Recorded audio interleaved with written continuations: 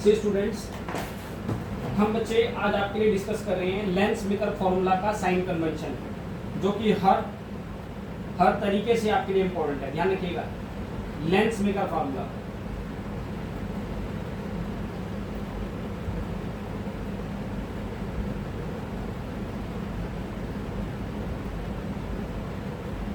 I think visible है बच्चे आपको। देखिए क्या करना है इसमें।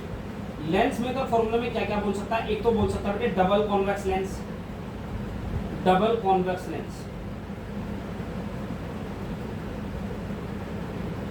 सबसे पहले ये फॉर्मूला है आपका लेंस मेकर फॉर्मूला का, mu G minus mu A, area air आपका मीडियम ले लीजिए यहाँ पे 1/r1 minus 1/r2। Is it clear.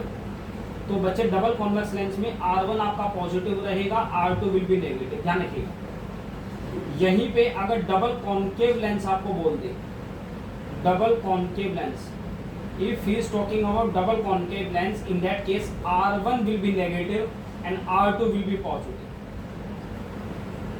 बच्चे इसी में यहाँ पे डबल ना बोल के आपको बोल देगा इक्वी या बायो, इक्वी कॉन्वेक्स और बायो कॉन्वेक्स लेंस। तो जब भी इक्वी और बायो जैसे वर्ड यूज होंगे तो both radius will be equal, both radii will be equal, R1 will be equal to R2। For example अगर आपने ऐसे बोल दिया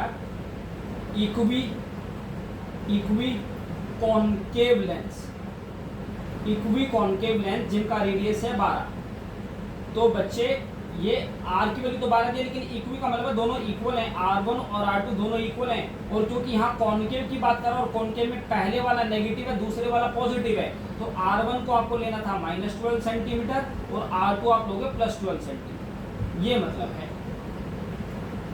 साइन कन्वेंशन यहां से पता चलेगा। ध्यान रखिएगा, कॉन्वेक्स के केस में पहला पॉजिटिव है और दूसरा नेगेटिव है, और कॉन्केव के केस में पहला नेगेटिव है दूसरा पॉजिटिव है।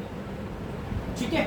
इसी के साथ बच्चे एक चीज और देख लीजिए, अगर आपका कॉन्वेक्स लेंस है, कॉन्वेक्स लेंस है, तो फोकल लेंथ ये जो यहां गिवन है दिस विल बी पॉजिटिव, और अगर कॉन्केव लेंस है तो एफ विल बी नेगेटिव। ये भी ध्यान रखिएगा। क्लियर।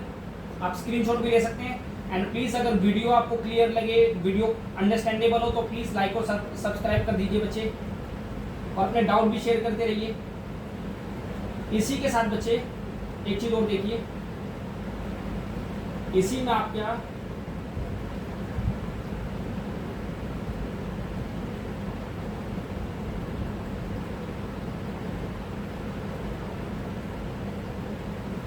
एक बहुत इंपॉर्टेंट न्यूमेरिकल आता है बच्चे कि लेंस का नेचर कैसा है, लेंस का नेचर चेंज हुआ या नहीं हुआ। देखिए मैं आपको फॉर्मूले से समझाता हूँ। ये आपके पास मान लीजिए ये क्वेश्चन है 1/f आपका है बच्चे, म्यू जी माइनस म्यू, ये मीडियम हो गया, नीचे mu medium 1/r1 minus 1/r2। ध्यान रखिएगा बच्चे, जब आप एक लेंस को क्या करें, you are placing it from air, ये बोर्ड में नॉर्मली क्वेश्चन पूछा जाता है, from air to another medium. आपका एयर में रखा हुआ था लेंस पहले, आप किसी और मीडियम में रख रहे हैं, और ऐसा मीडियम हुज रिफ्रैक्टिव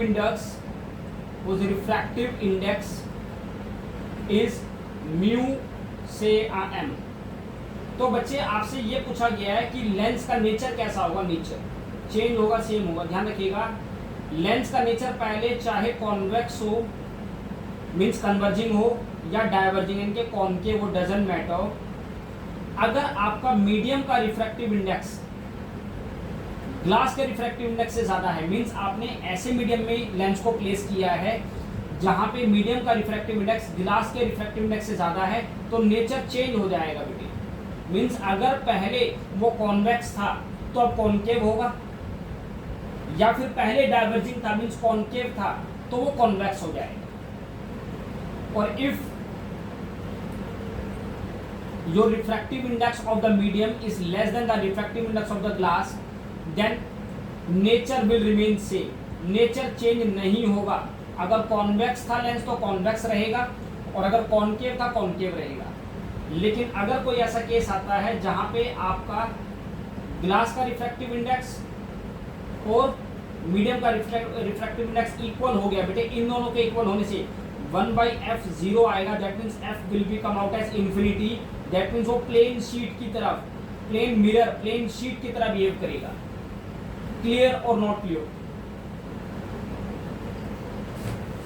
बोलो बच्चों, please like and subscribe the channel.